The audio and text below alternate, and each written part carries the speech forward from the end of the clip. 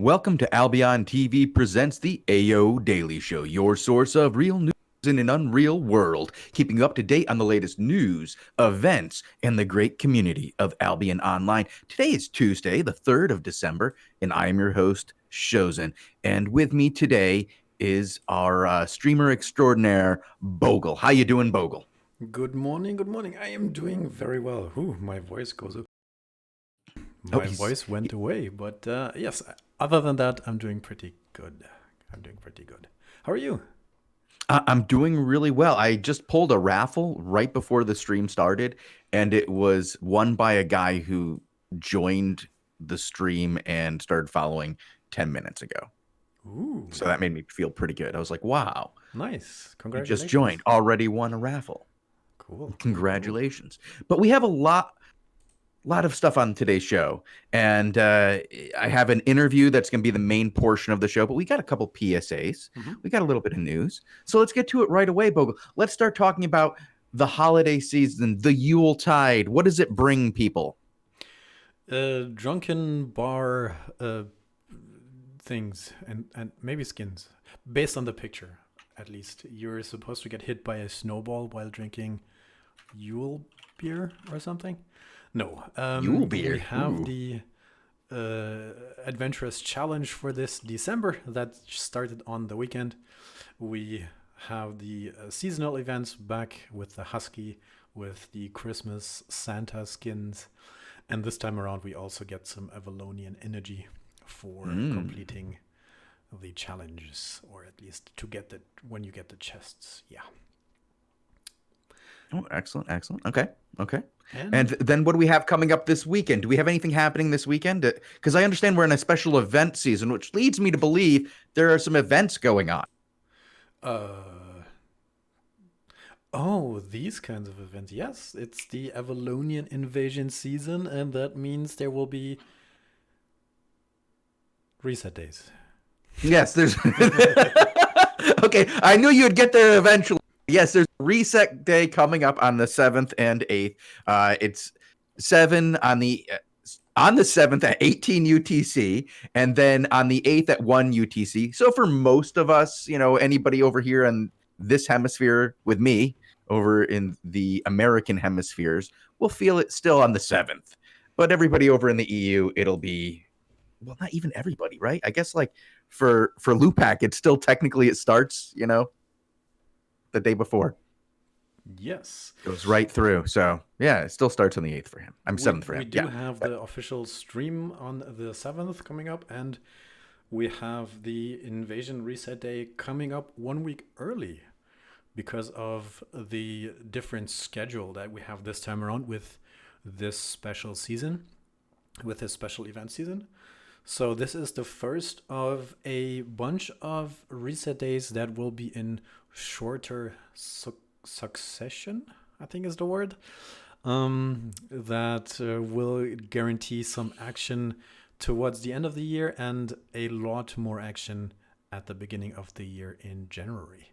But yes, we will cast this live here on Albion TV on when are we starting the stream? We started, well, for us, Bogle, it starts about 45 minutes. We have to be there about 45 minutes early. But for the viewer, they only have to be there about 30 minutes beforehand at 17:30 and 00:30 UTC. Okay. Be there 30 minutes beforehand, and you'll get to see 45 minutes of time before, because we're going to be on a 15-minute delay, Bogle. Right. Yeah, because we don't want anybody getting stream sniped. Now, if somebody's in a battle for 15 minutes, well, everybody's going to know where that is. Word of mouth travels fast in the world of Albion. But, we don't want anybody just seeing what's going on right away and going, okay, let's gank these guys who are traveling. So we try to cover up as much travel as possible, put it on a 15-minute delay, and show mostly battles as much as we can. So we need you, the viewer, to tell us who's fighting, where, and when, so that we can get there and show the most action possible. And we would really like to find some new people to cover, because we have a list of about 12 people that we follow every invasion day. And I'd like to start growing that list. Ooh, I see. Okay. Yeah. Yeah, we do have another announcement, sort of. It's been a news piece that happened yesterday, which is the developer statement of upcoming item power adjustments. We saw Retroman going to the forums and already farming 17 likes, and he proclaims that with Queen they are looking at adjusting the item power progression for all gear, making it a bit more streamlined and giving the higher tiers a bit more power. Removing some of the old balancing that was designed to sort of, how do you call this? What's the word that I'm looking for? Have higher tier gear not be as super awesome strong, or how do you say? Well, there was a nerf, Bogle. In the past, there was a nerf. There was item power scaling. There was like a soft cap, but it was very soft, and it just everything kind of went up slower after you got to 7.2 or something.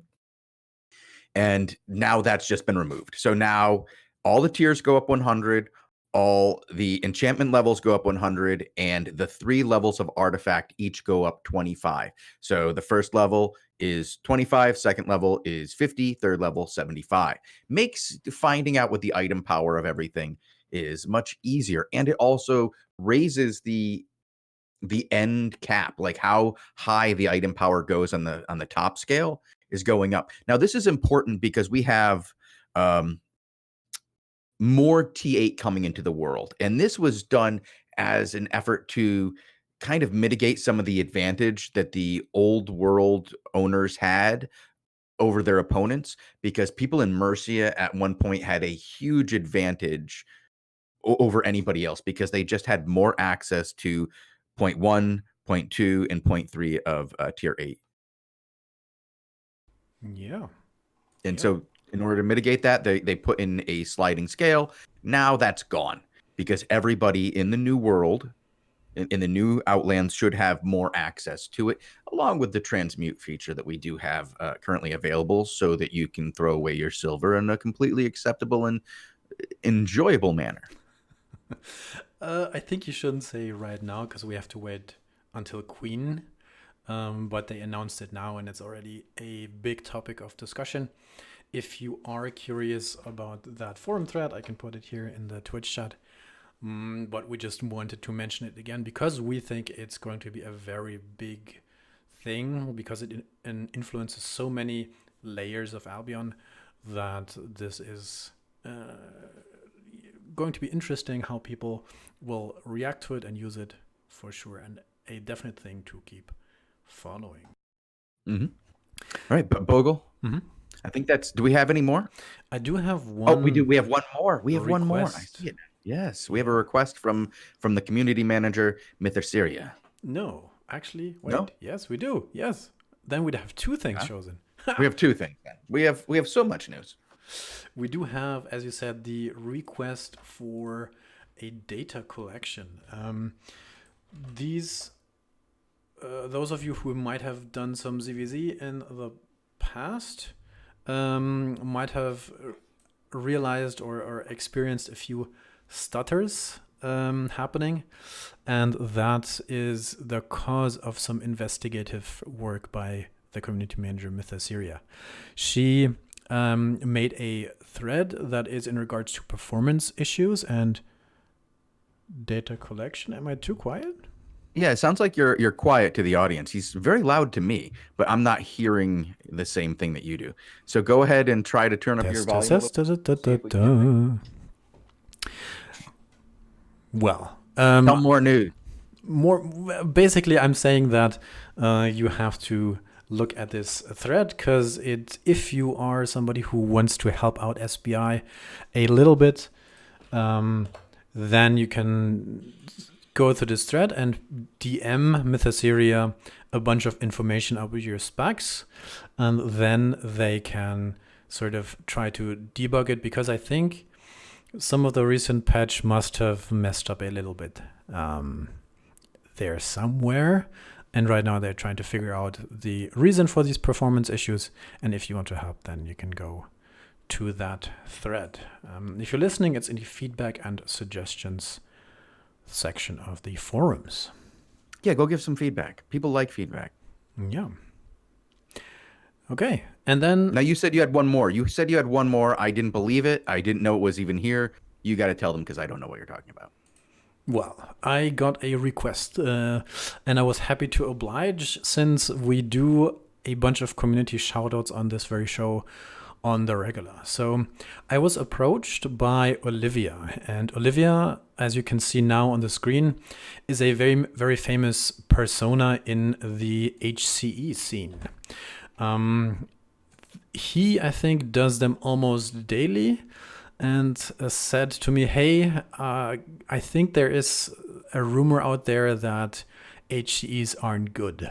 And I would like to correct that, because in my opinion, the high tier HCEs are very good. And they apparently need a few more players to do some enjoyable, safe farming of these. And I was approached to promote the HCE community a little bit. They are looking for a few more players, especially tanks. And as you can see here on the screen, that is some very nice 8.3 masterpiece gear, completely decked out, 1614 item power on the screen. And he sent me a link to a Discord that I will post in Twitch chat in a second.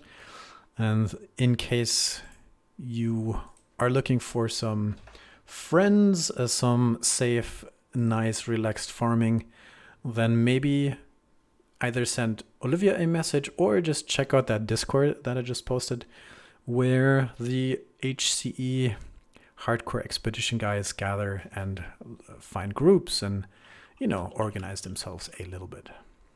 So those are for HCs, you mean hardcore expeditions, right? The Yes. Safe dungeons that you can do. Well, safe is a I mean, they are safe, right? There is no diving. You're not going to get killed by another player, but it could become very expensive for you.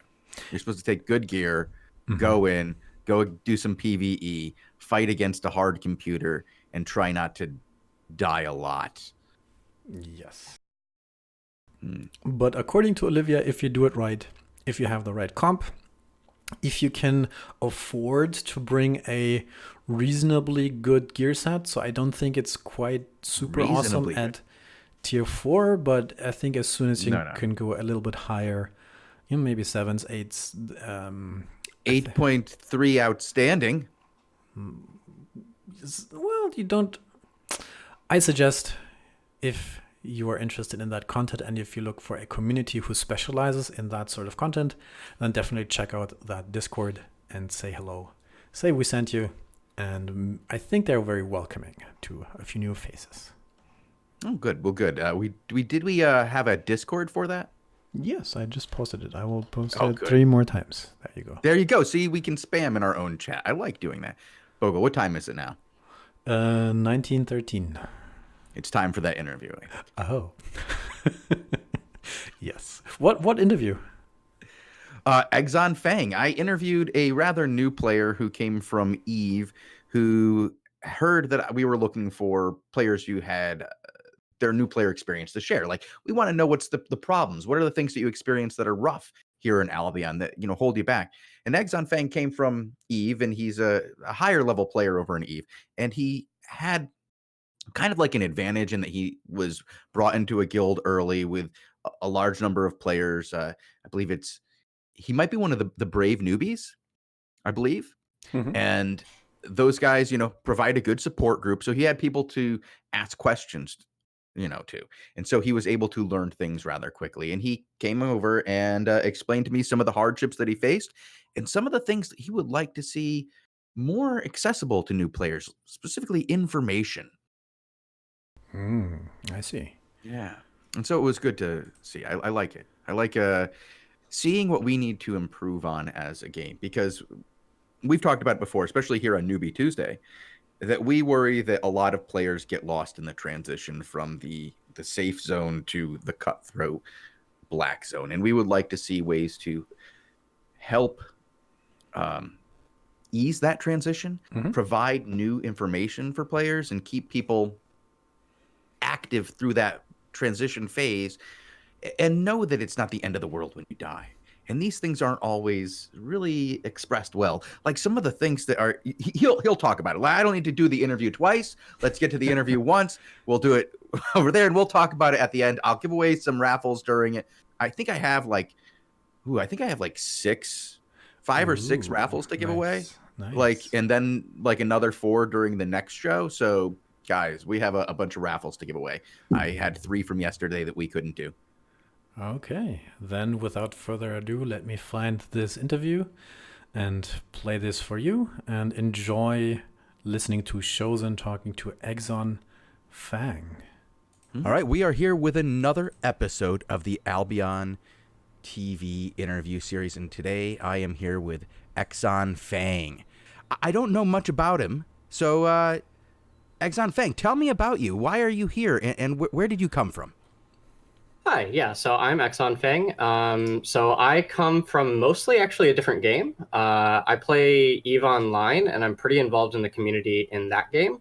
And I actually came to Albion because I saw a kill mill in one of those discords and thought, hey, you know, EVE has kill mills. I'm familiar with what that is, and decided to come here and give it a shot. Since then, I joined the Brave Newbies Alliance because their whole shtick was, you know, we help new bros get into the game, learn the game, and get situated, and that sounded great for what I was kind of looking for. And then in kind of participating in that alliance and talking to the leader, Voltel, he let me know that you were looking for some new people to talk to, and I thought that being not really a traditional new player, and then I play the game at a fairly high level, and because I played EVE at a fairly high level, a lot of the skills from that game tend to transfer. You know, they're both sandbox games. They both have one singular shard, that kind of thing. Mm-hmm. So really just ended up being a good fit. I was really surprised I had not heard about this game before a couple of months ago. Yeah, I'm always surprised when somebody says, no, I've never heard of Albion Online. And I'm like, oh, really? All I ever see are ads for Albion. And I feel like it's one of those instances of the Google ad matrix. Just now that you play, you probably get a lot of ads for it. Oh yeah, definitely a lot more. Day, yes. And now I actually recognize it out in the broader internet. Oh, absolutely. So as a new player, like the reason I'm having new players on is because I want to hear what are the hangups that you are experiencing. And you, when you heard this, you said, yeah, I had some, but I actually had some slightly different takes on some of your experiences that you were talking about. So I want to hear about those. When I was recently talking to actually a dev from EVE, they said at one point they had to go back as devs and look at the new player experience, the tutorial, the new player experience of just leveling up and becoming an average EVE player. And they had a very hard time doing it because they look at it from their perspective, so they don't even know what a new player needs to know. And I want to avoid that pitfall. I want to look at what you new players need and what you guys actually felt was something that was hindering you, and then transfer that info over to the actual dev so we can improve the new player experience. Yeah, definitely. It's easy to have lenses of experience on and disregard something that might be confusing just because you've done it a billion times and it's always been a particular way. But yeah, definitely. I ran into a couple of big things. So the broad mechanics of the game really made a lot of sense to me because they're really similar to EVE. You have space in the game that's, you know, doesn't really have any protections for players. It's full loot PvP, ruthless, people fight and control territory and that kind of thing. So all of the, you know, the black zone, blue zone, red zones, that all made sense to me. Mm-hmm. And the whole you are what you wear intuitively makes a lot of sense. I put on plate armor, I'm a tank. I put on a sword and shield, I'm probably, you know, a little bit more defensive than if I equip a two-handed sword. But a lot of the more finer details of that system were so easily lost, and I really didn't even know a lot of the specific points until veteran players looked at my gear and was like, why are you bringing you know, this piece of gear over that piece of gear? And I just didn't really have a great answer. Specifically with enchanted gear, mm-hmm. The first time I ran into enchanted gear was in a chest in a dungeon, and I just figured it meant it was more rare than something else and not necessarily so much more powerful. We do have so many different quality. We have tiers, we have enchantment levels, and we have quality. So there are 3 different things that can impact the item power of an item. And I think you were confusing the quality of the item with its enchantment level. Exactly, but there's also a fourth thing, which is artifacts. Yes, and that artifacts work a little bit differently than other weapons or pieces of gear, and that they're generally a little bit more powerful. And how powerful they wasn't really very clear. I know I went to go, grab a piece of gear because someone said, and I was like, why is this tier 4 piece of gear 200,000 silver? What's making it so much more expensive than anything else? And then they said, oh yeah, there's these artifacts. You can get artifact pieces from different content or by forging them yourself, and you make it into gear that's basically a full tier above whatever it would normally be. So like a level 1 artifact would, if it was a tier 4, would be more like a tier 5. Yeah, right now it is. However, very soon with the Queen update, the artifacts are no longer going to scale the same way. Each tier of artifact will only go up 25, as opposed to what it is now, as I believe 60 item power. So, almost a full tier, at least to a new bro. Yeah. But, I saw that change, and I'm actually really, really happy with that change. I feel like that's just going to really simplify it a lot for new bros specifically, and for everyone else too. Well, I'm really glad to hear that. Like, it was, I believe it's intended to simplify it for newer players. And today, while we were talking about it on the show, a lot of players were like, I don't know if that's going to simplify it. It still sounds really confusing to me. And I'm like, yeah, but it's a little bit simpler. Like, it gets rid of the high-end item scaling is what it really does. When it comes to the 8-1s, 8-2s, 8-3s, it removes the like power scaling. Like, it still goes up a full 100 now per enchantment level, whereas before it would go up at a weird scaling level, and then the same thing would happen to the artifacts. So at a lower level, they would have a higher impact than at a high level. But now everything is the same. Yeah, and I think that's huge too. And actually, the whole scaling at the later tiers was something I didn't even know existed until just a couple of days ago too. So even that wasn't very clear, because T4 to T5 it's 100, but T7 to T8 it's not. Right. Which is pretty easy to. One of the biggest one though, that I am constantly correcting new players on, is how the stat distribution works on armor, in that the only piece of armor you really care about the stats on is your chest piece, because it has like 90% of your stats on it, and your helmet and your boots, you might say you're a leather user, but it might not be the best for you to use a leather helmet and a leather boots if there's a different ability on something else. It's much more ability driven. Yes, absolutely. One of the things that we talk about for GVG specifically is that it's good to bring multiple helmets that have the different things you're going to need, whether it's, a cleanse or an immunity or something. It can make a big difference having the right helm available in your box, and they're very easy to switch out. They don't have as many stats. They just basically an ability on the gear.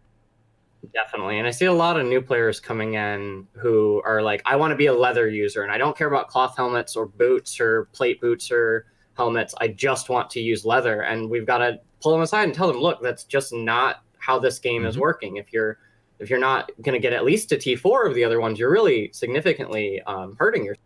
Yeah, you're going to want to have the ability to get some of those plate helms. You need that knight's helm, man. Yeah, exactly. So those are the things that really hung me up as far as like the core mechanics of the game. Luckily, it wasn't too big of a deal. I had a good guild who helped me out, Brave Newbies, and answered those questions really, really quickly. But as soon as I got the core mechanics down, my eye kind of shifted over to the economy. Because being a full loot PvP game, I want to make sure I can make enough money to sustain myself so that I can go out and have fun and not have to worry about if I lose 400 or 500k silver. Absolutely. To me, that's the most important part, is not only just getting the economy going, but understanding that there's a cycle to go on of going out and losing. It's not just about staying there and building up that giant pile of resources, because the resources are really no good if you never use them. It's all about having the resources in reserve to have those sets on hand so you can go out and die and then just rinse and repeat and go out and get more content. Because if you're just staying safe and storing those resources, I mean, it's just like putting quarters up on top of the dash of the arcade machine, man. It's better to use them. Get some real experience and play somebody good. Exactly. You make gear and get gear not to sit on it, but to actually go out and have some fun. And it's good because it can bring the guild together. We have a guild crafting program that pools focus from different people to craft a bunch of gear. So we always have gear for our new bros. And so we can give that gear away so that they can go out and have fun and not have to worry about whether, I can't go in the black zone because I can't replace my gear. Well, we'll give you 4.1 so you can. But that kind of brings me to probably the biggest pain point, which was focus efficiency. This is a big one. This is a big, important thing for every player, especially new players, learning it early on so they can start paying for that premium.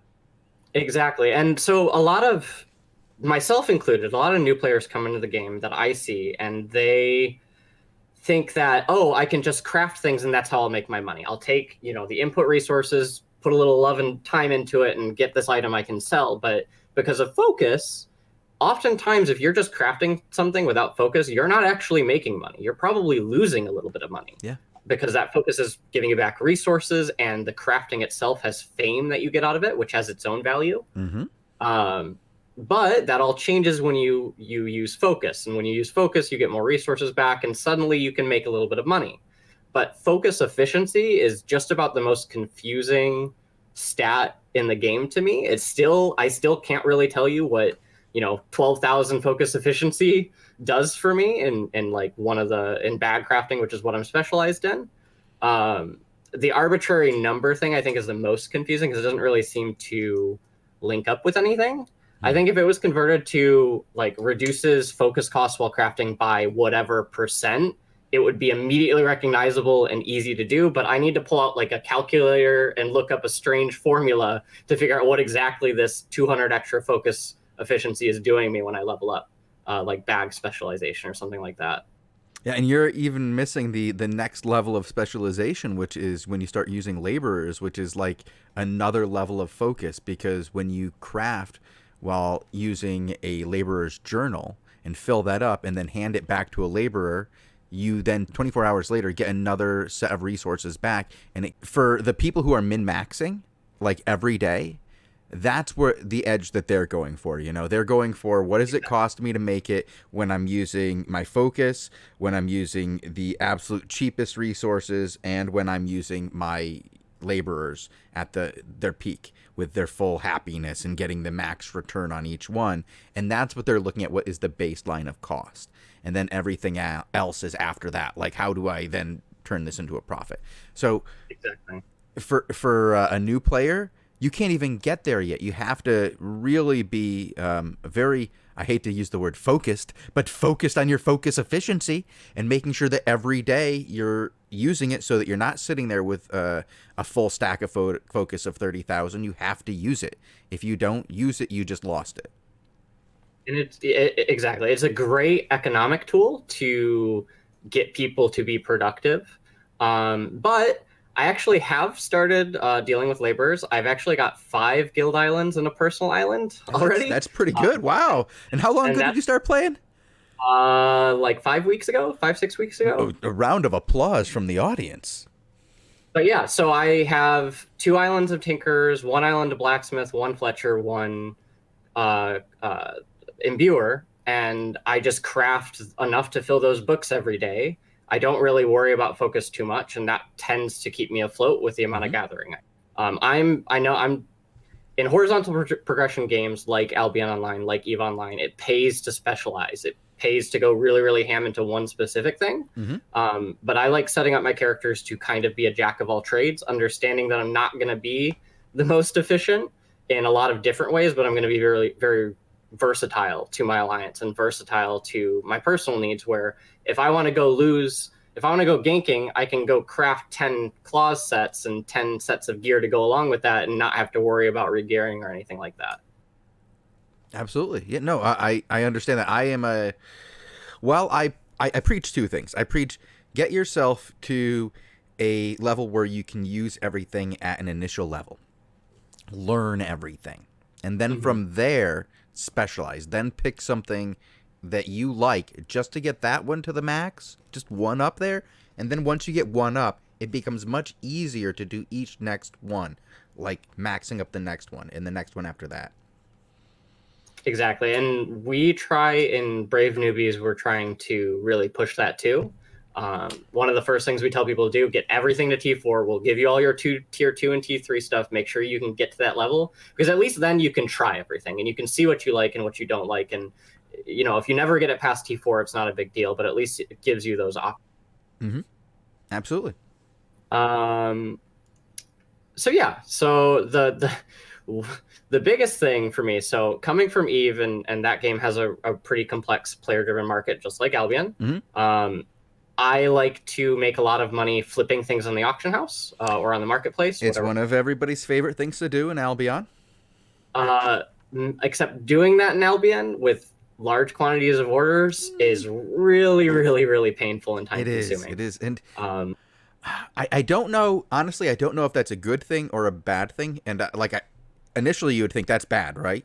But at the same time, you have to understand, or what if it was really easy for one person to flip everything in an afternoon?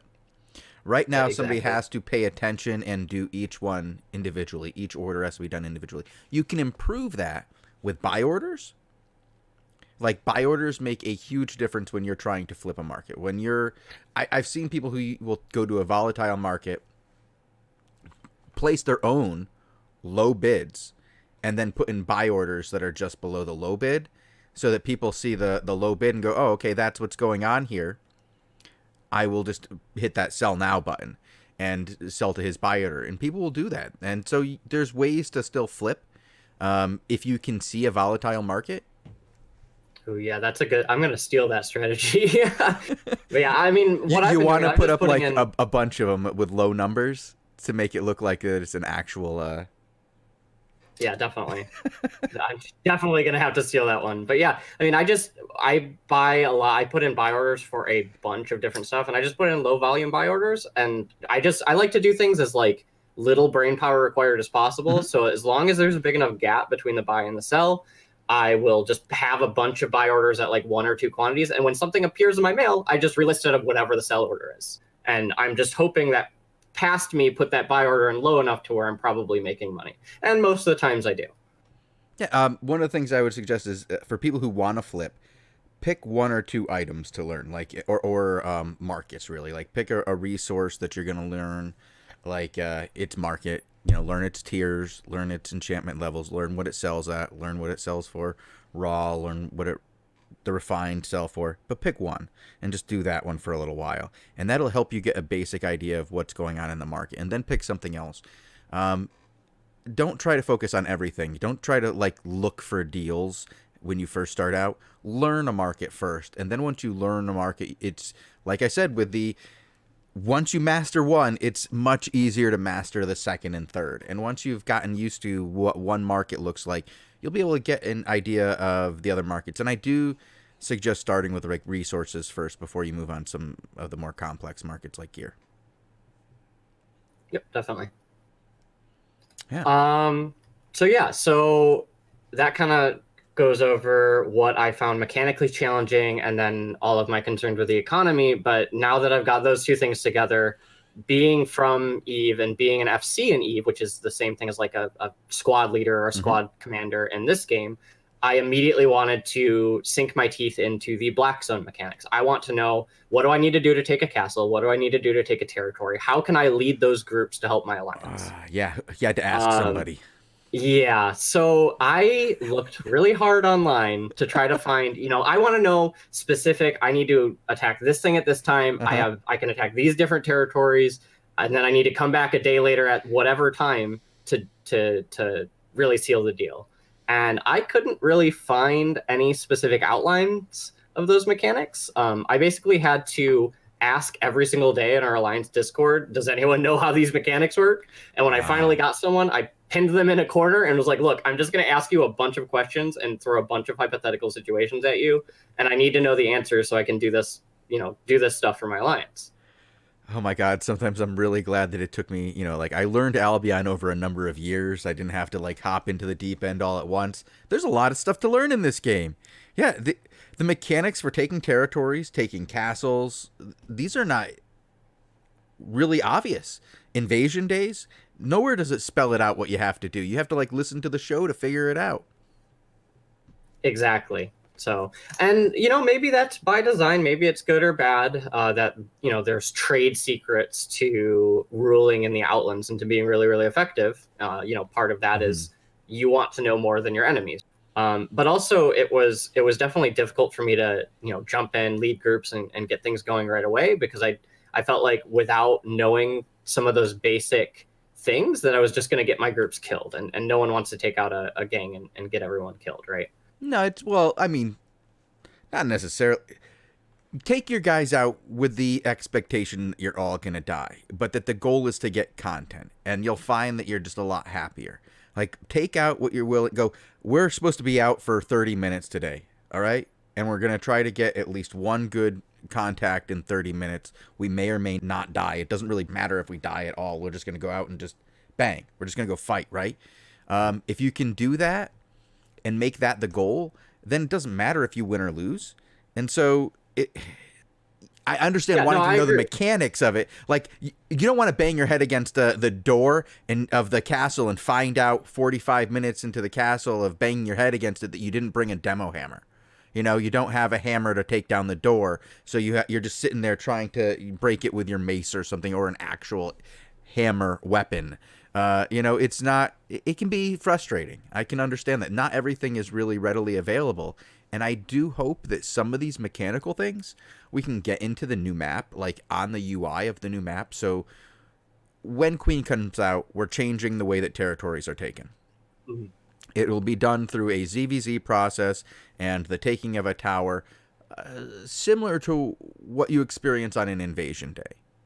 Similar, not the same, but we'll call it similar, right? And I want that process to be spelled out right on the map. When you click on the tower, it'll tell you exactly what you have to do, when you have to do it, and who you'll be facing, basically. And the same thing be awesome for all of the hideouts. I'd like it so when you click on a hideout on the map, it'll tell you exactly what you have to do to take it. The 3-step process. It's not a simple just go up to the door and knock and get them to come out and fight you. You actually have to go to the tower during a vulnerable time, take the tower, and then during that time when you owned the tower, then during the vulnerable time you can attack the hideouts in that zone. It's not straightforward, and having that explanation on the map in a way for players would be a really important thing, because as I'm hearing this, you're not the first person who told me that some of the mechanics in this game are just hidden, and that's how I knew. You couldn't find them. You had to ask somebody. Yeah, and actually, speaking of the Queen update, that's one of the most exciting things about starting Albion right now. I didn't know about Queen when I first downloaded the game, first got in, but one of the first things I learned was, hey, they are completely changing the Outlands. Like all of the Outlands and all of the mechanics are going to go away and be replaced with something mostly different. Mm-hmm. And that is so exciting for me. Coming from Eve, where they've had the same nullsec for 16 years, and there are some mechanical underlying problems that are impossible for them to change because they don't have the freedom to just blow it up and start from scratch. Right, and I'm glad that we could tie in a little story for this. I was really worried when SBI announced that they were going to do this. I was worried some people would have a very negative reaction, and I prepared for that negative reaction. But that reaction was much more muted than I expected, and people kind of reacted like, no, this is just something that has to be done. We have to deal with this. We need to do this. It makes sense. There's been a little pushback on the changes to 5v5 because for a lot of people, 5v5s are their life, but they are such a very small percentage of the overall population of Albion, and I'm very much looking forward to seeing more players getting involved in the territorial battles and territorial conquest to be part of the overall meta of this game, of the political landscape, not just going, yeah, I provided some armor for the guy who won my territory. Woo. Yeah. Now you can say you healed him. Exactly. And one of the biggest things that I really, really like about this game is that I constantly notice that big groups are being actively balanced with smaller groups in mind. Coming from a position in Eve where I was always the little guy fighting against, 10-1, 20-1 odds, the fact that so much care and detail is put in balancing, I want to make sure a group of 20 people has a place in the world the same as a group of 2,000.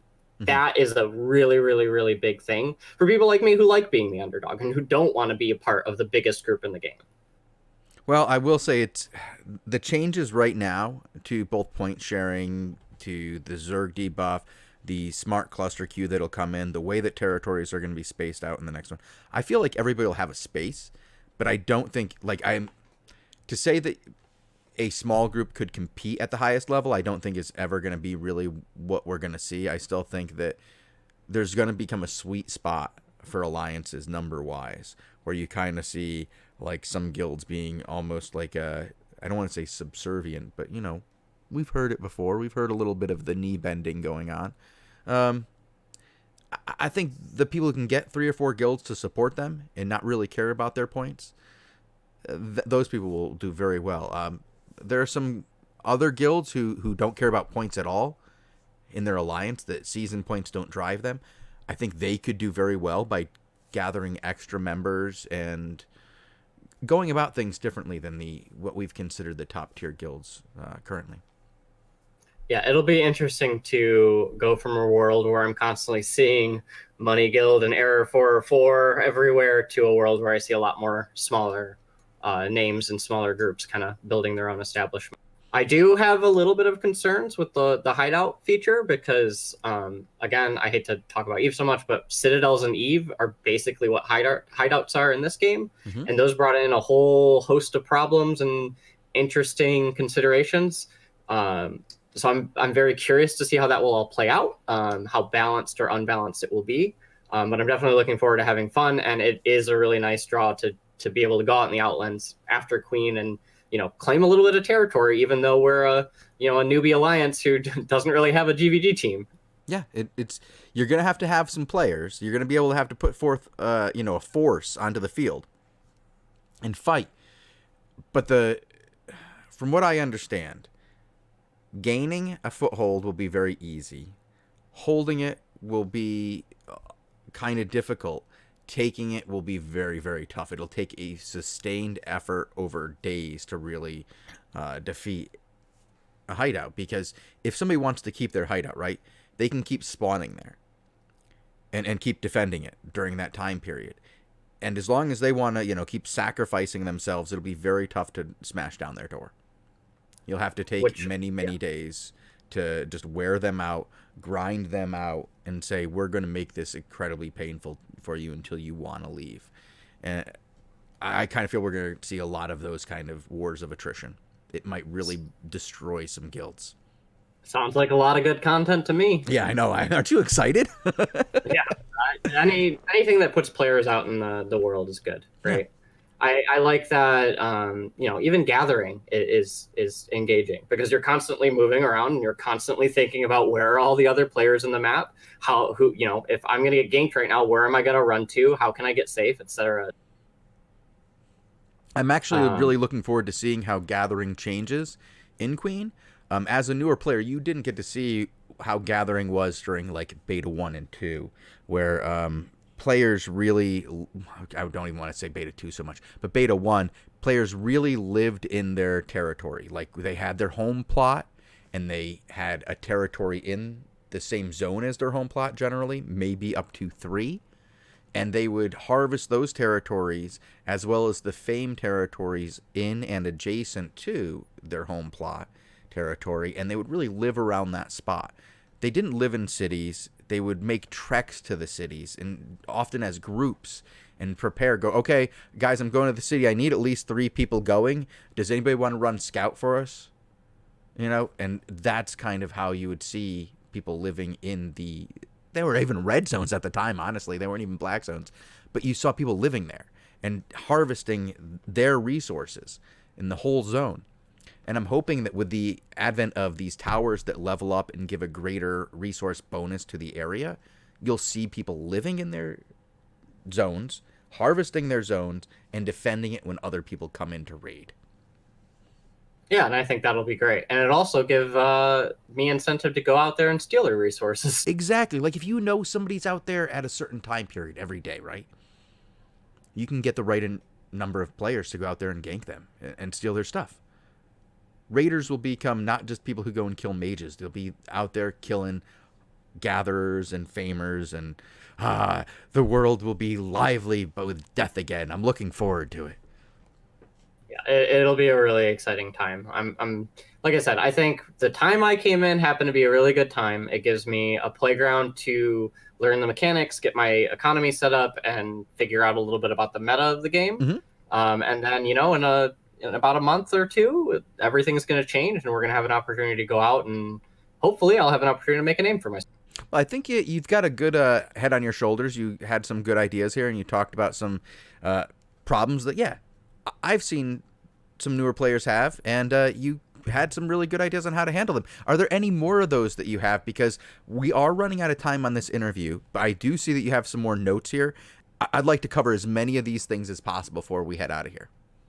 Yes, so I'm just going to say right now we really need contracts in the game.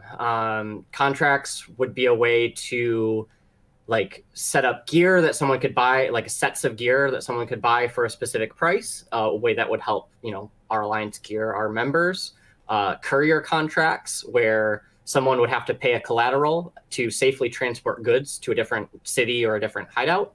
And if they fail, they pay you the collateral. And if they succeed, you pay them a reward and your items get delivered. I would set up many of those every single day, just moving resources between the cities and providing a job for different players who like that kind of passive, slow kind of gameplay, or for people who have mammoths and want to make a little bit of extra money. Mm-hmm. Well, now with the changes to dual swords, I think we'll see a lot more mammoths out there on the road. Yeah, and hopefully a lot more of them dying. Well, I think there are going to be fewer of them dying right now. The changes to dual swords were that it's spinning blades, I think is what it's called, did true damage of about 6%. And on a mammoth, that means that's a huge amount of damage to a mounted mammoth. Now they no longer do damage to mounted players as true damage. They just do the standard damage. The problem is there were packs of people who were just using dual blades out in the royals who were running around ganking people on mammoths with just 4 people, and they knew where they would have to go in order to basically take you down because they would be able to do true damage to you and just mow you down. It's without the investment of another, siege ballista or another, battle mount. It was just from a standard sword. Gotcha. Yeah, that seems not even artifact. Strong. Not even an artifact. Perfect. The only other thing that I would really like to see is third-party APIs, and I know there's some work being done on these. But having a third-party API could tie into with something like an authentication system, something that they can basically log in with their Albion account and say, yes, I am this character. So I can tie that character to a forum account or a Discord account or a Mumble account. Anything that's already publicly accessible in the game, I think, is also a good candidate for making accessible via third party. Things like GVG timers, war camp timers, chess timers and zones. Market data, I know that one's probably a little iffy. Yeah, but I definitely don't. Data. Yeah, I don't like that the only way to get that market data is through some weird creepy sniffer program from Albion TV. Yeah, don't use the sniffer program. Just don't do it. Yeah, I will not. Yeah, it's the great equalizer. Why I don't use it. It's the great market equalizer is that it takes time and effort to look at each page, and if you're going to use a sniffer, it better be the one that you created yourself and not one that you decided to get off of some download page somewhere. Yeah, exactly. Because it could equalize you out to 0 real quick. But yeah, so those are the big things, contracts and APIs. I mean, those 2 things alone would be huge for communities. They would be huge for alliances and guilds, to the whole managing those communities and everything. And it would provide, unique jobs and unique roles for people in different groups, which Absolutely. I think is a good thing for them. I know Bogul is a huge proponent of contracts, so he wants to see courier contracts done ASAP. I don't know when we'll see them or if we will, but I know they've been discussed at length. I hope we do see them. Do you have any shout-outs you would like to make before we go? Shout out to Brave Newbies Alliance. We're recruiting. I learned everything I know from them, and we try to do our best to help, bring newbies into the game, make sure they're getting the right knowledge, make sure they're able to go out there and be brave and have some. Excellent. I'm glad that you you're enjoying yourself here in Albion and that you're helping the new player community because they need it. The more time I spend with the new players, the more I realize they need help. Definitely. Somebody's got to Yeah, go. it can be scary, especially with a full loot game. But you know, the goal of the Alliance is to take away some of that fear, to get you out there and to have some fun. And you know, it certainly worked for me. Mm-hmm. Yeah, absolutely. You have to go out. Like I say, I hate that it sounds so corny, but you have to go learn how to die. Like that's the most important lesson, is that it's not the end of the game when you die 4 times. It can be if you go out there and you don't learn the valuable lesson of don't carry all your stuff all the time. Don't carry it all on you. Like leave some of it in the bank. That's what the bank is there for. Get out of the crossroads as early as possible. Get to a player city. Put your stuff in the bank and live there for a while. Yeah, I tell everyone who goes out into the Black Zone for the first time, don't bring anything you bring out, you assume to be lost, and don't consider anything you get out in the Outlands to be yours until you're back in city and it's in your bank. Yep, doesn't count if it's in a war camp, man. You may never get back there again. Exactly. All right, well, thank you very much, ExonFang. It was a real treat to get to talk to you today. I appreciate it. It's always interesting to hear from another player's perspective, and please come back again and we'll discuss about how you feel about being a veteran player. Yeah, will do. I'd be happy to do that. It's been a pleasure speaking to you. I really enjoy your show. Keep up all the good work. All right, thank you very much.